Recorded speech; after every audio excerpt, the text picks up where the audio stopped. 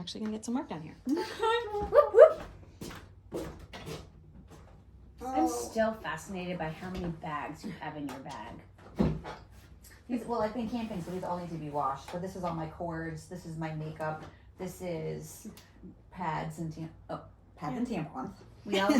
Some of us use that. Sepsis stuff. So you know what I mean, and then whatever.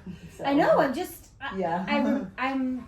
And when it's organized, they're all up on their end. Oh, I'm sure they are. Mm-hmm. I also have lots of bags in my bags. Yeah. I know. I don't even have a bag. I couldn't find it this morning. Amber's new laugh, which we'll explain in a later podcast. All right. I'm just checking all the levels. Do a little test. Test. Testosterone. What? We need more of that, people. Testosterone is good if you're a man. That's the question. Are you? It's not really a question. That's not my topic for today. Okay. Praise the Lord. That would Praise have the been. Lord, but I could. You want me to? No, I don't think you should go into that Oh, yes. territory without prayerful thought. And my husband. He could talk about it. Talk about what? Being a man. Being He's a good man. We need more good men. We do. This is a call. Mm-hmm. Have To you all heard of a our call? male listeners. Yeah. All three of you. Good job, be Do we men. really have 3? No, we have more than that. We have a Really? lot of teen boys. Are you sure? We do. We have some. We have a lot depending on the topic. Okay. Okay. Okay. I'm just going to disclaim and apologize. I feel like you do this quite often. I know. I wish I had more, but I don't. Okay, So- I'm gonna crack my thingy because I want it. Okay. That was a good one. Beautiful. Pretty good. That was That is pretty Usually good. mine's It not. gets. I know. Usually mine Oh, are you're pretty good. putting it in your giant. Doesn't that change the flavor of the Well, it's, thing? I got my slim in there, so now I'm just gonna get 50. Amber, where's your I don't. very culturally relevant Stanley?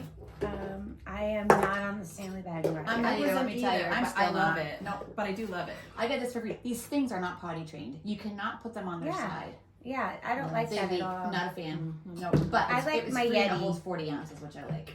Mine was a gift from my boys, and I like it because it holds more than my Yeti does. I like my Hydro Flask. Is what I like. Yeah, that's what I That's have. what I like. I have a hydro flask. But this was free, and I do like it that it's 40 ounces. But it's For you- obnoxious. It's an obnoxious This is size. free. You worked very hard for that. Well, I earned it, but I would never pay money for one. Do you ever. think? I think they have hydro flasks that have this. I don't like this. I No, think no. they're obnoxious. Yeah, it's obnoxious, girls. It really is obnoxious. I agree. I don't mind it. I love being countercultural. Me too. Stanley Oh, I do Bee. too. But then I Say- also like being bougie. You do And like this is being bougie. bougie. I don't think it's bougie. I think don't it's think obnoxious. Stanley- I'll tell you what's bougie. Why are Little you grade obnoxious school about girls it? who have them is bougie because Grade a little school grade girl. school girl can handle a $2 Walmart thermos. She does not need a $40 Stanley. I'm just saying. That's hilarious. My sweet Henry, who's a gift giver, that is his language, and he actually loves giving more than receiving. He really That's genuinely does. He wanted to buy one of these for every single one of his teachers to Aw. say thank you at the end of the year. I said, you can pick one. It should be your homeroom teacher. Yeah. So we did buy her a slightly smaller one, I think, because I was like, That was buddy, that's very a $60 present. I was like, I love your heart.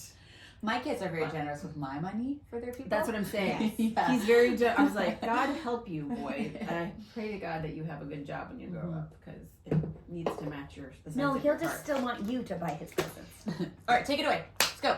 Okay, so I just ate some cottage cheese. Delish. Yes, we're eating on this one because we We haven't eaten for a while. on We these, haven't. but we don't have anything crunchy. No, that's a can shame. find something. I can find something. That's okay. Carry on. I have been on a Tear. about hoarding for A bender? months now, I think, as it's shaken out with posting, but I am trying to wrap it up.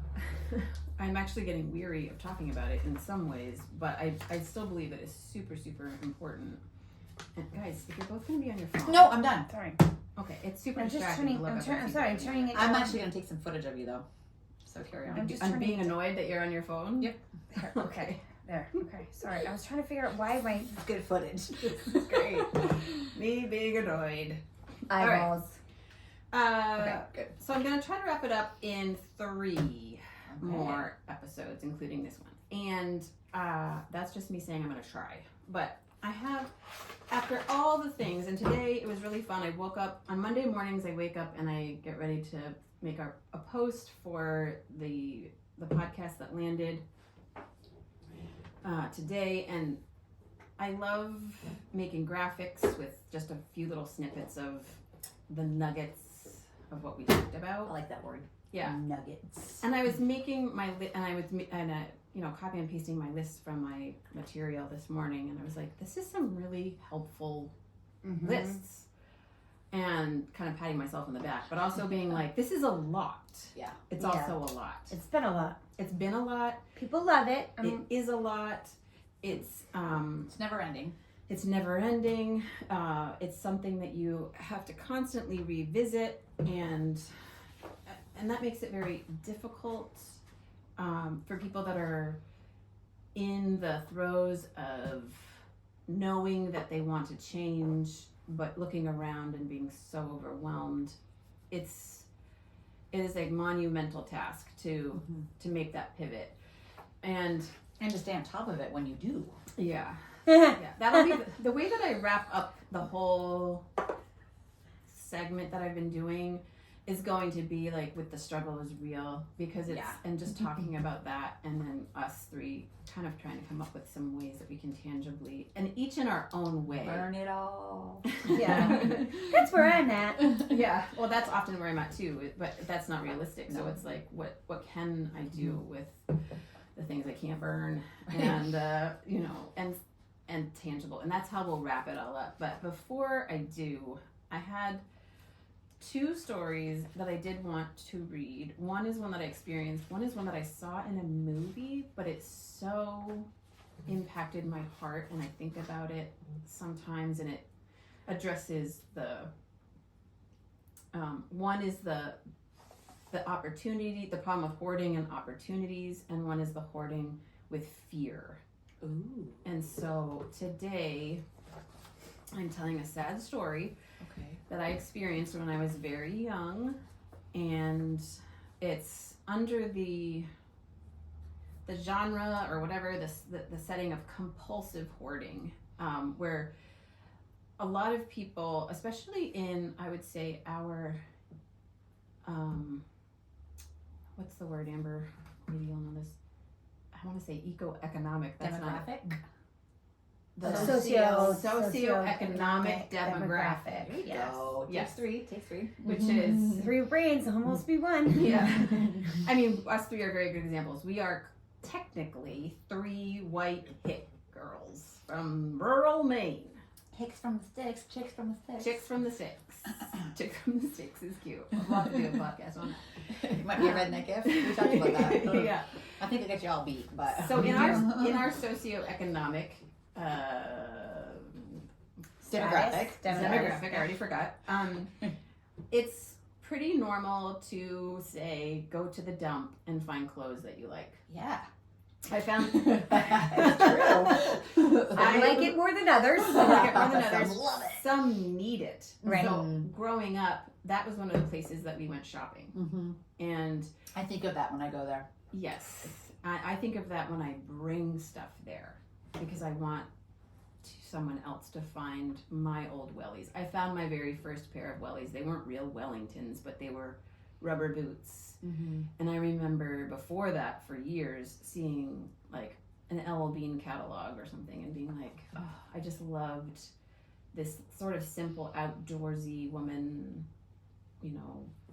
That aesthetic. And there was nothing I could do about it, and I couldn't ask my parents like, hey, can we go get some wellies, or whatever. So when I found things, especially for free, that checked that box, and they were too big. They were like a size 10 and my feet were size 8 or smaller even. But I just remember being so blessed by finding that thing. And that really, really, that to me was like this little window of God watching over me. And that's happened many times. It's even happened now. Totally. You know, where it's like God delights in the details of our lives. That being said, the habit of going to the dump to find things can be, or to, for other people, going shopping, going to TJ Maxx, going online Thrifting. shopping, Yard sailing, going on Amazon when you're tired at night and buying something that you're just like, oh, that's cool. Okay, then when it comes and you're like, oh, I didn't even remember when I ordered that. Where am I going to put this? Yeah. All of those things are slippery slopes. And I cannot emphasize that enough. It's a slippery slope into having and bringing home things you don't need. And this story is that. Once upon a I guess I time. was just gonna say that.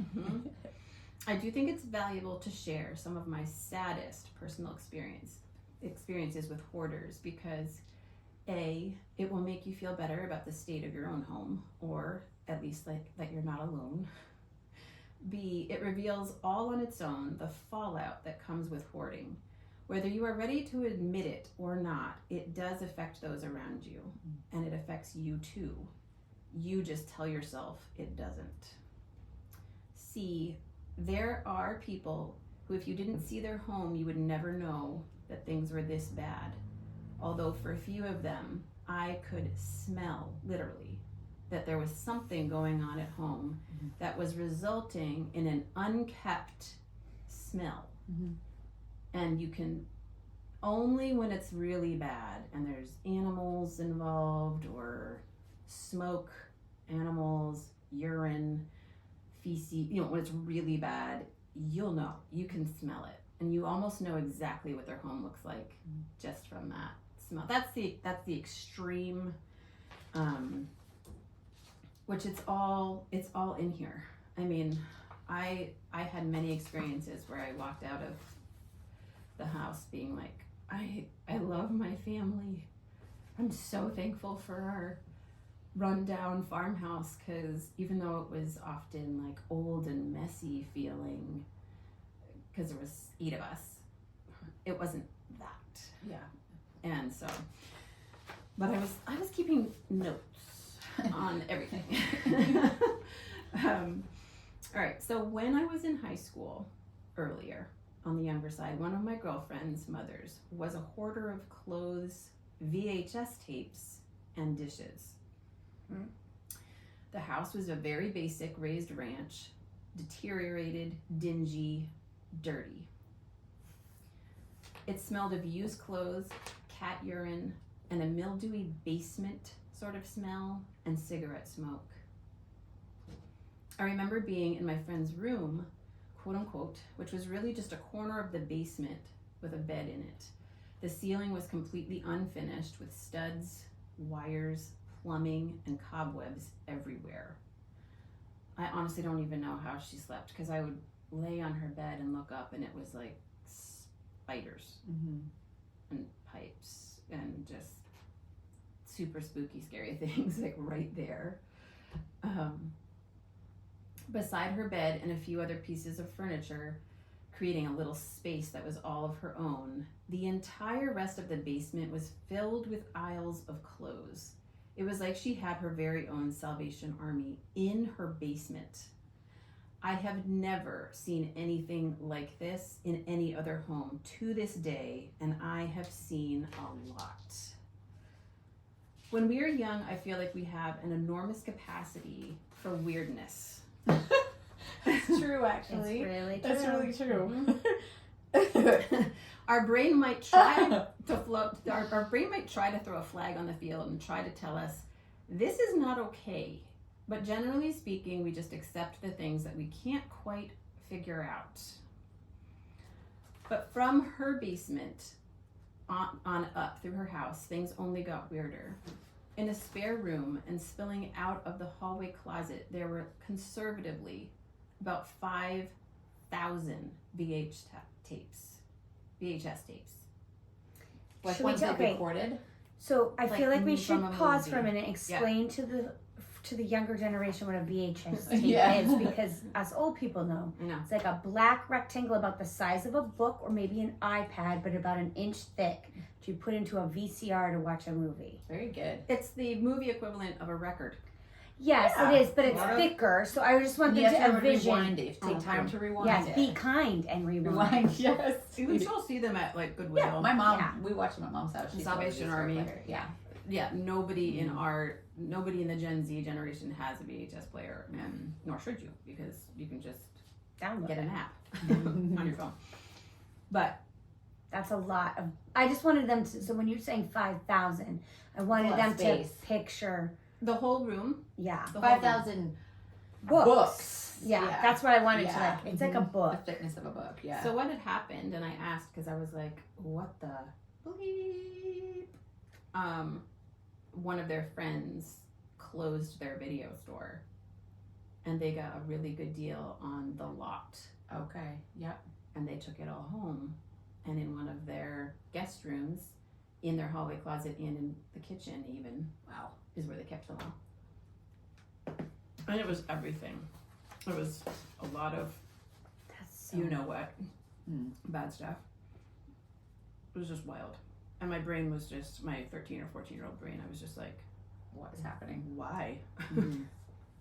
Abort. Abort mission. Well, it's like, this is your house, Yeah. so why? There was more in the living room and a few piles in the kitchen too.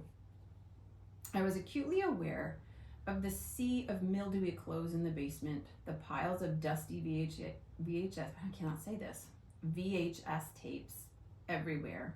The kitchen was absolutely useless because there were no clean dishes, no clean surface. The living room, a haphazard sea of dinge and smoke and garbage. One day, I went home with my friend after school, and we were hungry, as kids are.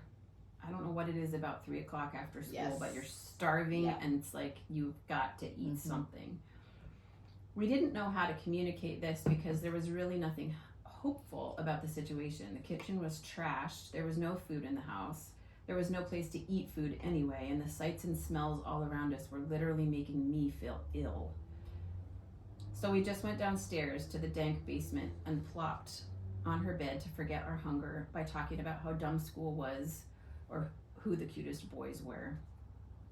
In my head, I was taking some major life-shaking notes. I was taking in this entire situation as if I was on a reconnaissance mission. This was a day I would remember for the rest of my life. Here we were, 2 teen girls, tired and hungry and thirsty and kind of bored, chilling in a dark, moldy basement, filled with thousands of mildewy items, hung up, painstakingly organized by color. All the while, my friend's mother was perched on the edge of their filthy, smoky, stinky, fur-covered sofa in a squalid living room in a squalid house in a dilapidated ranch in rural Maine, polishing an old set of silver that she had just found at the dump earlier that day. Interesting. The irony of this moment was not lost on my tender 14-year-old mind and heart. It went deep, deep down and rooted itself. It impacts my emotions in regard to this topic heavily, even to this day. We eventually ordered pizza and ate off the paper plates that came with it. So here's the thing. At no point in our lives should our stuff overtake our ability to care for our children, our spouses, or ourselves. If your stuff is turning you into a crazy lunatic who is polishing silver in a sea of squalor, then stop. Look up and run. Run in the opposite way if you can. Run towards sanity and away from your stuff. See a therapist. Run towards sanity. I don't mean to be overly dramatic, but these ironies have serious consequences on those around you. Your children don't understand why you're keeping so much stuff. You likely don't understand it either.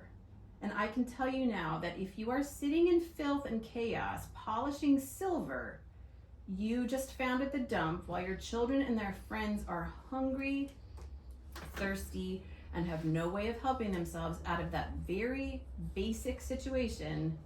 You are missing the point of living. And that is my point in all of this. That's good. The simpler your home, the simpler your life. Also true.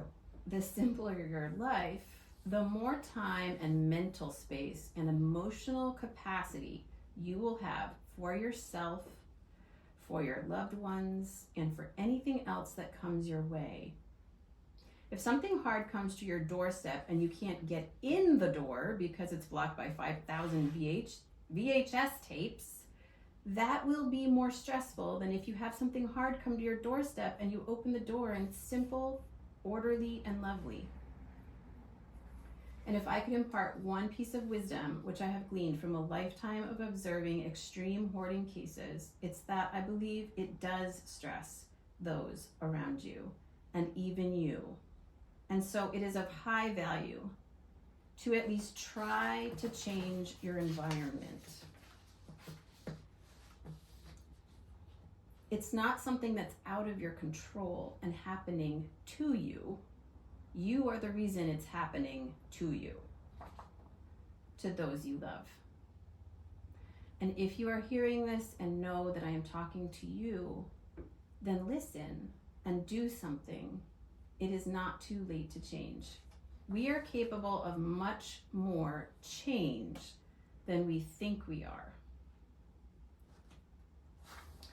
So that's my sad story for today, and I have another one that's a different kind of sadder still for next time. But I was reading over my notes, and I always listen to the last podcast that I did about this to try to figure out where am I going to launch from here, and how do I tie up these loose ends, and what do I want to say, because there's so much that could be said. Mm-hmm.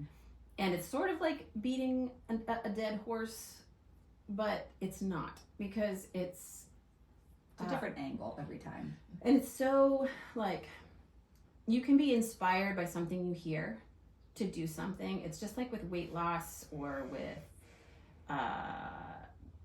eating habits, exercise, all the things that are really important to our bodies and our minds and our relationships. You can hear it and be like, ooh. Mm-hmm. And then what? Right. And so the reason why I believe in beating this dead horse with a bag of oranges is because it's, I don't know if that, what's the real saying? I've never heard that. Being a dead horse, usually just like beating a dead horse. I think the oranges comes from Seinfeld, but. It's good. Adds a little flavor. There's a little pizzazz. Citrus. A little bit citrus. Masks the stench, maybe? I saw, so every single one of the people that I saw in the course of my whole life, there were serious flags on the field about hoarding or collecting and dysfunction in the home. It was both. And I only knew how to fix one. But then I realized over the course of these many years that if you fix that one, the other one gets fixed in some way. It's not like all of a sudden you're going to have a great marriage if you clean your house and get rid of all your books. But it's going to help. And it's going to show that, especially if your significant other or your kids or whoever it's affecting are feeling overwhelmed, it's going to show them that you care about that and that you're trying to do something. Yeah. And like this story, which impacted me so much, it made me feel so sad. I was so young. I felt like I, in that moment, had like, I don't know if you guys, if this is an artist thing or if this is just a human thing, but every now and then, and people say when they almost die and their life flashes before their eyes. This was seriously, in this moment, the irony of it was so vast that even in my early teen years, my brain understood it and really marked it It like cemented itself. It put a pin in there, in my heart, in my brain, that will last a lifetime. Where it's like, that's not okay. This is very sad. This is a mom who should be already having some, like a snack or at least food in the house, or a nice warm environment for her kids. I mean, something. Like, there has to be something more. And instead it's this. And maybe it was a coping skill, and we don't know the story there. And yes, there's a lot of, I say over and over again, there's usually, not usually, but there can be, in the most extreme cases, there's usually a trauma, or like a real trauma, a death or an abuse or something like that. But you don't want to just carry that on to the next generation. So as with every emotional issue, you have the chance to stop it, or you have the chance to make a better life for the people that come after you, or the people that are in your life. And as much as I might want to help everybody with this issue, the only person that can help the issue is you, long term. It's like, I could come to your house with 50 trash bags and make a serious dent in your kitchen and your living room and the most important rooms in your house. But then what? I'm not going to come back, not unless you want to pay me like $1 million, because I'm not a big fan of repeating something. I don't like repeating anything. I hate that I have to brush my teeth every day, because I'm like, this is such a waste of time. I'd rather be creating. I'd rather be doing something. I'd rather be going on another adventure. Well, I have to brush my teeth and I have to sleep. So it's repeated. It is the most mundane. It's the most mundane. Cleaning, tidying, sweeping again after you just swept. Because guess what? There's a word, I forget what it is. Help me out if you think of it. Entropy, I think. Can you look it up, Amber? Entropy. It's that everything, always, everything is breaking down and dying and going towards a state of decay. I think it's entropy. That sounds right. We're going to pause and see. Sorry, I turned off my phone so that I could. You know, all I can think of in my head is autophagy. Fasting. That's not right. No, that's not right. I think, yeah, it's close anyways if it's not that. Well, whatever the word is, that's what's happening. It's, Entropy. ENTROPY. That is okay. Is that the definition? Well, hold on. It just hold on. What? No. Sorry. It just like switched on. No. It looked up atrophy. No, which is it did it, and then I went to win. click on it, and then Google tried to take over it. Well, I'll just say that again. So everything in the universe, in the world, in our homes, our bodies, everything is in a state of, it's super depressing. It's like, entropy. It's a lack of order or predictability, gradual decline into disorder. Yes, a gradual decline into disorder. That's good. Yeah. That is always happening. Yeah. Think of the woods. So from a distance, the woods looks beautiful, and you go into the woods and you realize. Sorry, I looked up what's another word for entropy: disorder, disorganization, free for all, and then my highlighted holy mess. Holy mess. Holy mess. I just felt like that on brand. On brand. On brand. On brand. Everything, the woods, our gardens, our bodies, everything we create, as soon as we create it, it starts to deteriorate. That's why things that are very precious, we have to put in an airtight container and glass on glass on glass, and it's like, oh, maybe it'll stay okay and it won't get dusty. Everything's in a state of decay and disorder. It's just life. It's what happens.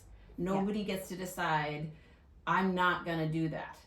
I'm not going to decay. I'm not going to grow old. I'm not going to make a mess. My bed's not going to get messy. I'm not going to have boxes and clothes and stuff come into my life. And it's just like, you are.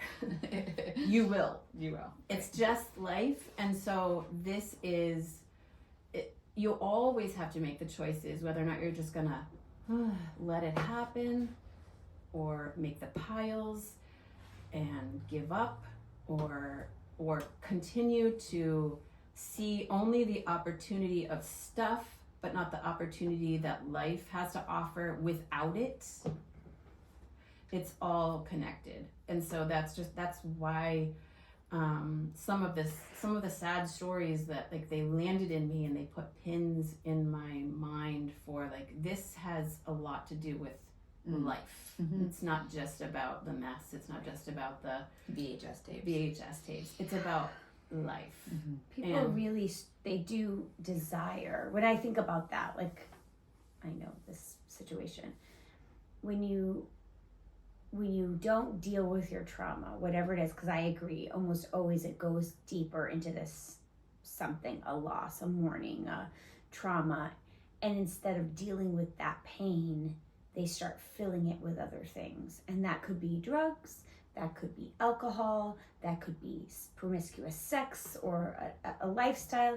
It could also be things. And it can be getting a great deal or yard sale. Like it can be anything, because what you're trying to do is get your dopamine hit or something to fix the feeling of loss and pain in your hole, in your soul. That hole in your soul that was created by the trauma. And that's, you know, there was a documentary that I did the wedding for the directors, and they had this man who lost his wife. And he was a massive hoarder, like I had never seen, and they videoed him.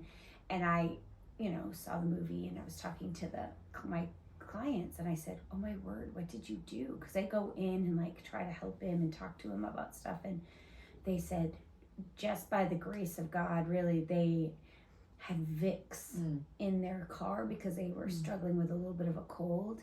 And they went in and they smeared Vicks all over their nose and under their lip because the smell was so bad that they couldn't function. They thought they were going to be sick because it was just rotting and pee and poo and all the things. And he was this great man that went and it was. How did that end? They ended up getting. It's the documentary is called The Way We Get By, and it's about the troop greeters, and he was one of the troop greeters that like went in to avoid his home and avoid his life. He went and celebrated the troops. He was a veteran, and they ended up helping him sell his old farmhouse that was literally top to bottom full. I'm sure like a lot of things you've seen, and they put him into like an assisted living home where it was a little bit more tidy. I asked them and they said it started getting cluttered again because he hadn't, but it was at least at a place where his children or they, when they would visit, were able to cull it because it was 3 rooms. Like it was like a living space, his bedroom and a bathroom. Like that was all it was. It was like one of those assisted living.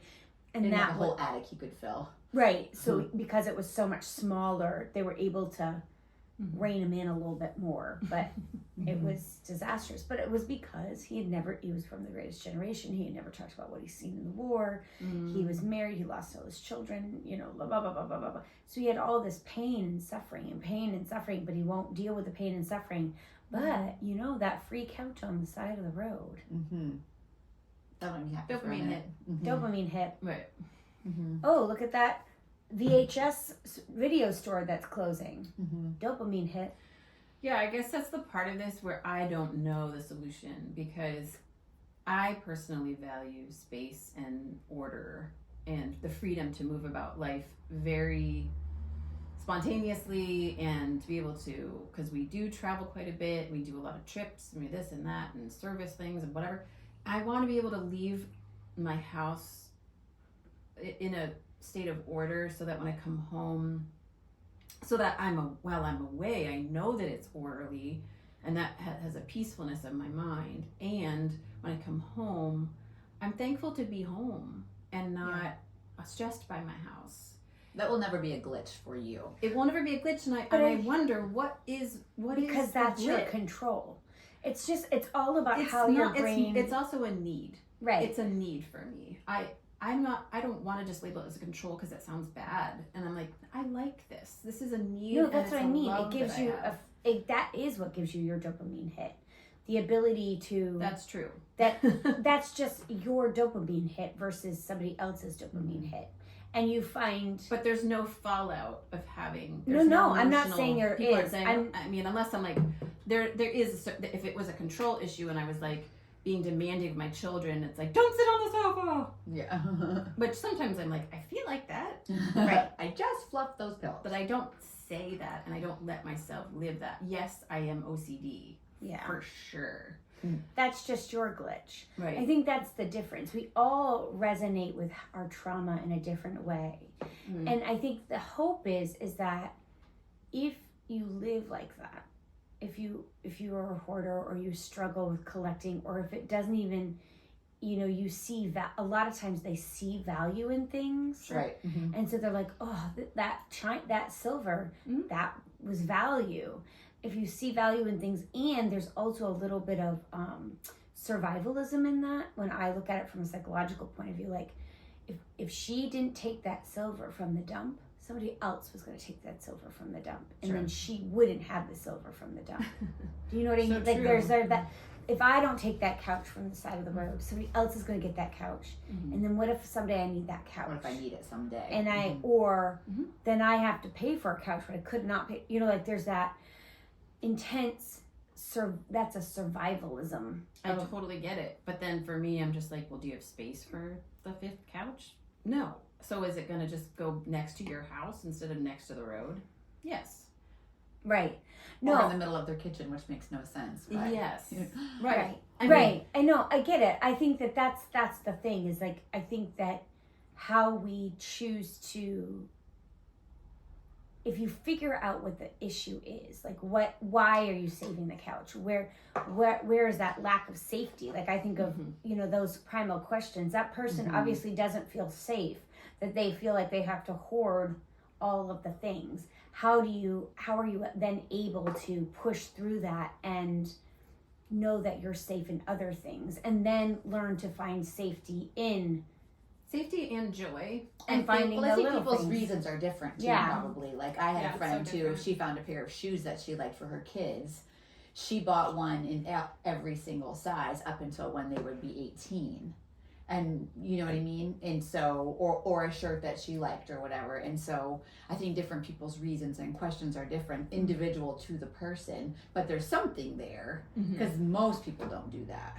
Or maybe a size or two bigger, but not probably 15 pairs of shoes of the same shoe. Yeah, You know what I probably mean? not. But maybe, I don't know.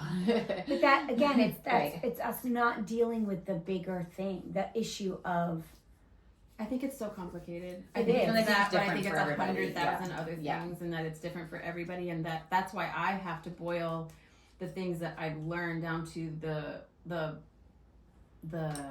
overall impact. Well, and it's why it's your niche because Yeah. you're very you are an expert in this category where so you can educate on this. This is what you are good at. Where I think we all are okay at it. Some are bad at it, but like this is your extreme niche where you can boil. You know what I mean? It's much Yeah. more simple in And your I do mind. think the It's- point we need is- people like that are like, Yeah. guys, you don't need a couch in your kitchen. You already get 3 upstairs. And sometimes people have to need help. Yeah.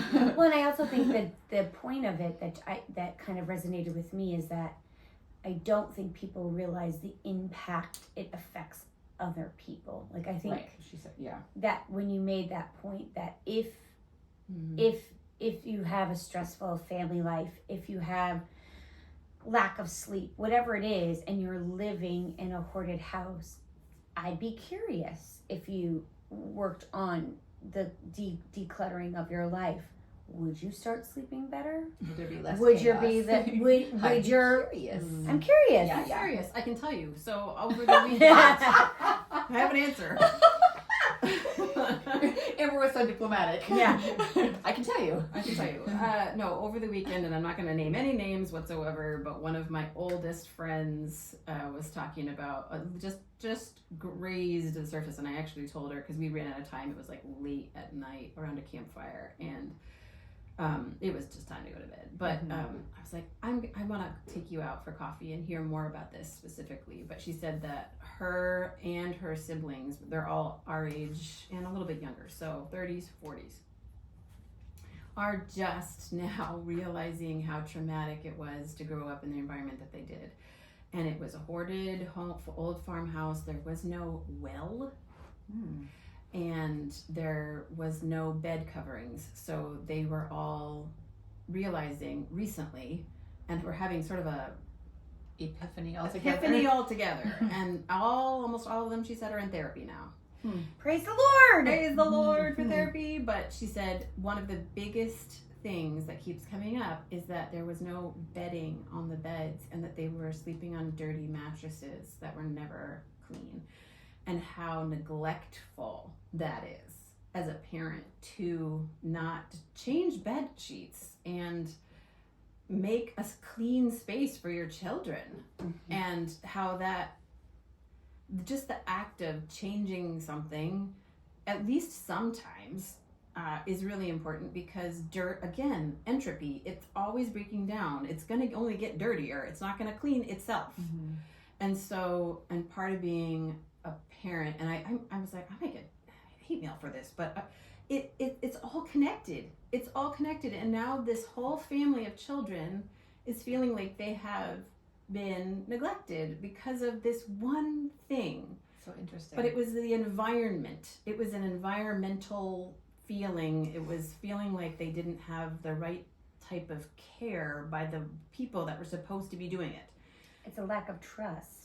Was it just the mattresses though? Like, did they have? No, it was everything. They didn't have clean clothes. Okay. They didn't have clean I underwear. have not changed my kids' bed sheets probably as much as I should. I don't I either. feed my babies and I clothe my babies, but if you were to judge just by sheets, But they're like, no, No, they're not This even is, have this was sheets. serious. Okay, This was very, okay. very bad. This my was kids bad. hate sheets, by the way. None of them use sheets. But a bottom sheet, they're not sleeping. Yeah, bottom. Yeah.